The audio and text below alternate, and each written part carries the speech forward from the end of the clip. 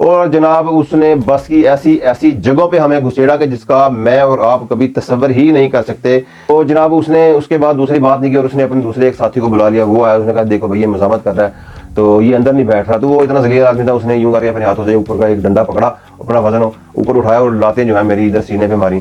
तो अगर नाज़रीन, मेरा नाम रिजवान शाद है और आप देख रहे हैं मेरी यूट्यूब चैनल रिजवान शाद व्लॉग। हाँ तो नाज़रीन, अपने डंकी जर्नी के एक नए पार्ट के साथ आपकी खिदमत में हाजिर हूँ। और मेरी जनाब दरख्वास्त है उन दोस्तों से, उन भाइयों से जो जनाब नए आए हैं मेरे चैनल पे, उनसे दरख्वास्त है कि मेरे जो पिछले 4 वीलॉग्स हैं वो जनाब देखकर मेरे इस 5वें वीलॉग में मेरे दर्द के साथी बन जाएं, ताकि आपको मेरी जो कहानी का एक रब्त है वो जुड़ सके और आपको पूरी बात समझ आ सके। तो जनाब कहानी शुरू करते हैं। मैं यहाँ अपनी कहानी को लेकर जहाँ जिस मुकाम पर पहुँचा था वो ये था कि हमने जनाब जो ईरान का जो बॉर्डर एरिया था उसके साथ जो इलाका लगता था वो सारा सहराई इलाका था। उस सहरा को जो हमने अबूर किया था वो हमने किया था जनाब डालों पे, वो इस शक्ल के वो डाले थे और इस हालत में हमने वो सहरा अबूर किया था। और आप देख सकते हैं कि जनाब इस डालों में जितने लोग सवार हैं और वो फार्मी मुर्गियां जो जनाब जो व्यापारी जो हैं वो सुबह सुबह मुर्गियों की शॉप्स पे, कसाइयों की दुकानों पे जो सप्लाई करते हैं, उनमें जनाब क्या फ़र्क है आप देख सकते हैं। और ये कितना खौफनाक मंजर है, कितना तस्दीक उम्मीद और कितना जनाब ये बेतुकीरी वाला मंजर है। तो जनाब इस हालत में हमने जो है वो सहरा अबूर किया। सहरा अबूर करके जनाब एक मेन रोड आया, उस मेन रोड के ऊपर जनाब तकरीबन हमने 5 से 10 मिनट इंतज़ार किए एक आप समझ लें सड़क से थोड़ा सा हट के खुफिया जगह पर। तो इतनी देर में जनाब एक कार आ गई और उस कार वाले ने जनाब हमको बड़ी जनाब उजलत में, बड़ी जनाब एमरजेंसी में जो हमें जिस तरह हाँकते हैं इस तरह जनाब गुस्से के साथ हमें बुलाया और कहा जनाब कार में घुस जाए। उसने अपने दोनों तरफ की खिड़कियां खोल दी और उसमें जनाब फिर उसने उसी शक्ल में जनाब हम लोगों को बिठाया, जैसा कि मैं आपको पहली दूसरी पार्ट में आपको बता चुका हूँ कि जिस तरह से उसने हमें कार में सवार किया। 4 पीछे, 4 उसके उनके कदमों में, एक उनके जनाब गोद में, फिर 2 फ्रंट पे, फिर 4 जनाब पीछे डिग्गी पे। ये जनाब बंदे भर के उसने जो है गाड़ी को यूँ भगा लिया और जनाब तकरीबन 30 से 40 मिनट जो है वो उसने गाड़ी ने अपना सफ़र तय किया होगा। और इतनी देर में जो है वो जनाब मगरिब जो है वो हो चुकी थी, बल्कि अंधेरा काफ़ी हद तक फैल चुका था जो। और उस अंधेरे में जनाब फिर उसने वो कार एक वीरान जगह पे वो खड़ी की सड़क में और तकरीबन 5 मिनट मजीद इंतज़ार किया। और इतनी देर में जनाब पीछे से बस आई। बस जनाब एसी टाइम, जैसे कि आपने एसी टाइम में हम जो है वो सफ़र करते हैं जो लग्जरी बसें होती हैं, तो उस टाइप की जनाब बस आई। वो जनाब बस जो है उन्होंने बस के जो पैसेंजर्स थे उनको, उनकी जो खिड़कियां थी पैसेंजर साइड की जो खिड़की थी उनके आगे काले पर्दे कर दिए थे ताकि जो पैसेंजर्स हैं वो बाहर की तरफ कुछ ना देख सकें। तो जनाब बस की जब ब्रेक लगी तो उन्होंने हमें गाड़ी से नीचे उतारा और जनाब बड़ी स्पीड से हम जो है वो बस में जाके चढ़ गए और बस वहाँ से फिर चल पड़ी। और कुछ ही देर के बाद हमने समझा कि ये तो जनाब बड़ा आसानी होगी हमारे लिए, चलो वो ज़रारत ख़त्म होगी, हम बड़े सुकून के साथ बस में बैठे हैं और बस में बैठ के हम जाएंगे। हमने पानी वानी मांगा, हमने पानी पिया वहाँ से। तो जनाब कुछ ही देर के बाद आप समझ लें कि कोई 20 से 25 मिनट के बाद या आधे घंटे के बाद बस ने एक और वीरान जगह पर ब्रेक लाई। फिर हम सबको नीचे उतारा और जनाब उसने बस की ऐसी ऐसी जगहों पे हमें घुसेड़ा कि जिसका मैं और आप कभी तसव्वुर ही नहीं कर सकते कि ये कोई बस है या कोई जनाब कोई अकूबत खाना है या कि जनाब कोई आप समझ लें कोई ऐसी ये कोई खुफिया पनाहगाह है, कोई जंगल है जिसका हम तसव्वुर भी नहीं कर सकते। एक बस में जनाब कोई सोच भी नहीं सकता कि इन्होंने कोई 15 से 20 बंदे छुपा दिए हैं और उसको कोई ढूंढ भी नहीं सकता। और जनाब जब उन्होंने बस से नीचे उतारा तो मैं तो अपनी ही बता सकता कि मुझे किस जगह छुपाया था। आप अंदाज़ा करेंगे जिस जगह से हम जब बस में चढ़ते हैं तो उन सीढ़ियों के साथ ही जनाब सीढ़ियाँ चढ़ते साथ ही एक छोटा सा दरवाज़ा होता है और वो दरवाज़ा जो होता है वो जब उस खोल के आप अंदर जाते हैं वहाँ पर एक कैबिन बना होता है जो ड्राइवर और उसके स्टाफ जो बस का स्टाफ होता है उसके आराम के लिए होता है। वहाँ पे एक बिस्तर वगैरह लगा होता है। तो मुझे जनाब उस कैबिन में घुसा दिया। मैं बड़ा खुश हुआ कि मैं तो भाई सो के सफ़र करूँगा, पता नहीं कितना सफ़र है। तो जनाब मेरी ये जो खुशी थी और मेरा जो इत्मीनान था बड़ा आरजी साबित हुआ जब 20 मिनट के बाद तकरीबन जनाब एक बंदा आया और उसने मुझसे कोई बात नहीं की। लड़का था बहुत ही कम उम्र से 16-17 साल का। उसने पेचकस के साथ जनाब उसकी दीवार, वो जो कैबिन की एक दीवार थी उसको जनाब वहाँ से कुछ पेच वो नट बोल्ट जो है वो खोलने शुरू कर दिए। वहाँ पे एक ग्रिल थी जनाब प्लास्टिक की, वो उसने ग्रिल हटाई और मुझे जनाब वो कहने लगा कि उठो और इसके अंदर तुम चले जाओ, दाखिल हो जाओ।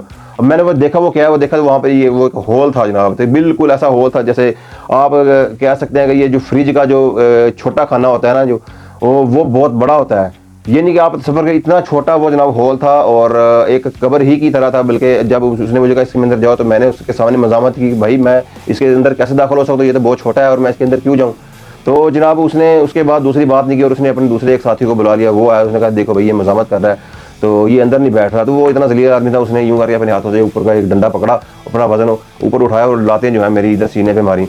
तो मैंने कहा भाई ये तो काम मजीद ख़राब हो जाएगा अगर मैंने मजीद मुज़ाहमत की। तो फिर मैंने कहा चलो ठीक है यार, जहाँ कहते हो मैं बैठा हूँ, बताओ कहाँ घुसना है। तो उन्होंने मुझे कहा भाई यूं पहले अंदर टांगे घुसेड़ो, फिर जनाब जो बाकी का जो हिस्सा है यूं चेहरा वो सर वगैरह फिर अंदर तुम्हें लेकर जाना। फिर मैं जनाब उसके अंदर चला गया और अंदर जाके फिर मैंने जनाब अंदाज़ा किया कि ये जो खाना है ये तो बिल्कुल ही बहुत छोटा सा खाना है, इसमें एक इतना बड़ा बंदा नहीं, ये तो इसमें तो एक आप ये कह सकते हैं कि कोई 5 या 6 साल का बच्चा होना तो वो सिर्फ पूरा समा सकता है इसमें। लेकिन इतना बड़ा बंदा जो है वो बिल्कुल यूं ऐसे कुनिया ये घुटने जो है वो सीने के साथ मिला के इसी शक्ल में जो इसमें वो समा सकता है, लेकिन वो करवट नहीं बदल सकता। पर जिस पोजीशन में उसने लेटना है उसी पोजीशन में उसने वो लेटे रहना है। तो जनाब मैं वक्की परले होकर वहाँ पर लेटा रहा, तो ऊपर से उन्होंने और इतनी सी पानी की आधी बोतल वो उन्होंने मुझे अंदर दे दी कि ये पानी वानी पी लेना। तो बाहर से फिर से उन्होंने वो ग्रिल जो है वो फिट कर दी जनाब, उसके पेच लगा दिए। तो इतना खैर है वो जब बस वहाँ से चल पड़ी, तो वहाँ से जनाब जब चली तो ये शुक्र था कि गर्मियों का मौसम था। वो गर्मियों का मौसम ना होता तो जो बाहर से हवा आ रही थी वो इतनी ठंडी थी, तो अगर सर्दियाँ होती तो वो बंदा जनाब यकीनन वहाँ पे वो मर जाता होगा। तो खैर जो मुझे कुछ वक्त तो मेरा ऐसे गुजर गया, गर्मी की वजह से हवा जो अच्छी ही लगी, उसने मुझे तकलीफ नहीं दी। आहिस्ता आहिस्ता जब रात बढ़ने लगी और जो हवा जी थी वो ठंडी होने लगी, खून की बढ़ने लगी, तो मुझे बहुत ठंड लगनी शुरू हो गई। तो मैंने जो अपने ताई बड़ी कोशिश की कि अपने जो दिमाग है मैं इसको अंगेज रखूँ, मुझे किसी किस्म का कोई ख्याल ना हो, इधर उधर की ना सोचूं। तो मैंने अपने आप को अपने दिमाग को बड़ा अंगेज रखा, मैं माजी में गुम हो गया, मुस्तकबिल में गुम हो गया। तो इस तरह करते करते जनाब मुझे नहीं पता चला कि ये जनाब कितने घंटे का सफ़र था, कितने तकरीबन जो मैंने अंदाज़ा लगा 6 से 7 घंटे का सफ़र था जो हमने जनाब वो मैंने उस कब्रनुमा डब्बे के अंदर जनाब गुजारा था। और बाकी जो दूसरे जो साथी थे वो उनको भी बस के पता नहीं किस हिस्से में उन्होंने घुसेड़ दिया। ऐसे ऐसे जनाब उसमें खुफिया खाने बने हुए थे, खुफिया जो है वो खोने खुदरे बने हुए थे कि जिसका आप अंदाजा नहीं कर सकते। जहाँ पे जो मुसाफिरों के बैग रखे जाते हैं वहाँ पर घुसपैठ सिर्फ वहाँ पे ही नहीं बल्कि उस खाने में जाके उस खानों के साथ जिस तरह से कैबन में एक खुफिया खाना बना हुआ था, उस सामान वाला जो वो कैबन होता है उसमें जनाब उसकी दीवारों के साथ आगे और जनाब खुफिया कैबन बने हुए थे। तो जब जितने उसमें लोग थे, जब वो हम वहाँ से निकले थे, जब हम अपनी एक किसी मुकाम पे पहुँच गए, तो सब ने अपनी अपनी जनाब सुनाई कि मैं किस कोने में था, मैं किस जगह पे था। तो जनाब इस तरह से उन्होंने कई जो लड़के थे वही जो लोग उनके तो जो कपड़े जो है वो डीजल से भी लथड़े हुए थे, यानी कि ऐसी गंदी जगह पर जहाँ से जनाब उनके ऊपर डीजल वगैरह गिर रहा था, यहाँ पर जहाँ पर उनका कोई जो स्पेयर जो एक्स्ट्रा डीजल रखा होता था, कहीं उन खानों में भी उनको छुपा कर रखा हुआ था। तो बहुत सारी रास्ते में चौकियाँ आई थी, तो आप अंदाजा करेंगे चौकी वालों को अंदाजा ही नहीं हुआ कि इस बस के अंदर कोई जनाब 10 15 20 लोग जो है इन्होंने इस तरह से छुपा रखे हैं। तो जनाब बस ने फिर एक वीरान जगह पर जो है वो ब्रेक लगा, दिन चढ़ चुका था और कुछ ही देर में जनाब जो है एक कार जो बस के आगे आगे चल रही थी, अचानक जनाब उसने ब्रेक लगाई और बस ने भी ब्रेक लगाई और उन्होंने हमें जनाब बड़ी इमरजेंसी में और बड़ी जनाब ऊंची तेज़ में चीखते हुए कहा कि चलो उतरो जाके उस सामने वाली गाड़ी में बैठ जाओ। तो वो गाड़ी वाले ने जनाब जो है वो खिड़कियाँ ऑलरेडी खोल रखी थी, डिग्गी भी खोल रखी थी। जैसे ही जनाब हम बस से नीचे उतरे, हमने स्पीड लगाई, ऐसे स्पीड से दौड़े और हम जनाब ट्रेंड हो चुके, सीख चुके थे कि हमने भाई कहाँ जाना है। हर किसी ने कोशिश की कि हमें जल्दी से जल्दी जो है गाड़ी के अंदर जाके बैठ जाऊँ, तो अगर गाड़ी के अंदर मुझे मौका ना मिला तो मुझे फिर डिग्गी में बैठना पड़ेगा। तो जैसे कैसे करते जनाब हम गाड़ी के अंदर घुस गए, फिर उसी तरह डिग्गी में इसी तरह जो कुछ 7-8 गाड़ियाँ थी उन्होंने इसी तरह भर ली और जनाब वहाँ से गाड़ियाँ लेकर फिर वो रवाना हो गया। फिर एक जनाब एक डेरे पर ले गए, वहाँ पर भी जनाब हमने कुछ वक्त गुजारा, कुछ चंद घंटे गुजारे और चंद घंटों के बाद फिर हमारा जनाब वो सफ़र शुरू होता है आगे जनाब तेहरान की तरफ।